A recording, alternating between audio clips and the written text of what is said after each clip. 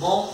Aqui, ó, hoje, primeiro tópico de geometria plana, Teorema de Pitágoras. O Teorema de Pitágoras, ele se dá no triângulo retângulo e ele calcula especificamente os lados e não os ângulos de um triângulo. Quando a gente for estudar razões trigonométricas, nós vamos lidar com lados e ângulos. Nesse caso, nós vamos lidar apenas com lados. Eu tenho aqui um triângulo retângulo. Ele é chamado retângulo porque o ângulo principal dá de 90 graus. Os outros dois ângulos são ângulos agudos, ângulos menores de 90 graus. Os lados do triângulo estão de frente para os seus respectivos vértices. Observe o vértice A, lado A, vértice B, lado B, vértice C, lado C.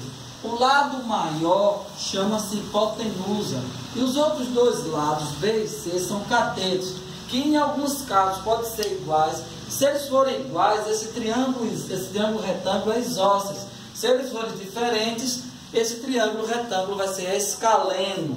Daí, a relação que temos de Teorema de Pitágoras é essa. O quadrado da hipotenusa é igual ao quadrado de um cateto mais o quadrado do outro cateto. E essas outras duas fórmulas é para a gente encontrar os catetos com mais facilidade, sem o uso do artifício. Que artifício é esse? O menos 1, que incomoda muita gente. Então, B ao quadrado, um cateto representado pela letra B, elevado ao quadrado, vai ser igual a hipotenusa ao quadrado menos o outro cateto C elevado ao quadrado. E se eu quiser C ao quadrado, vai ser a hipotenusa menos o quadrado do cateto. Temos dois exemplos, um com retângulo e o outro com quadrado. Característica do retângulo: as bases são iguais e as alturas também. Logo, esses dois triângulos retângulos são os mesmos, porque a diagonal é a hipotenusa de ambos. Daí, a diagonal de um triângulo retângulo, a diagonal de um quadrado ou de um retângulo é dada pela raiz quadrada do quadrado da base mais o quadrado da altura. Daí 8 e 6. Logo, 8 ao quadrado mais 6 ao quadrado, raiz quadrada de 64 mais 36. Então, temos a raiz quadrada de 10, que dá, ou de 100, que dá 10. E quando é um quadrado, os quatro lados são iguais. Então, os dois triângulos retângulos são o quê? Isósceles por natureza.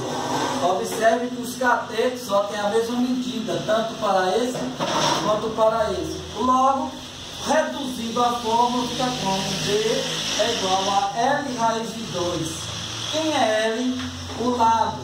Então, ó, X, nesse caso já é conhecida a hipotenusa, que é a diagonal. X raiz de 2 é igual a raiz quadrada de 5. X vai ser igual a raiz quadrada de 5 sobre a raiz quadrada de 2. Racionalizando, ó, nós vamos racionalizar para tirar o radical do denominador.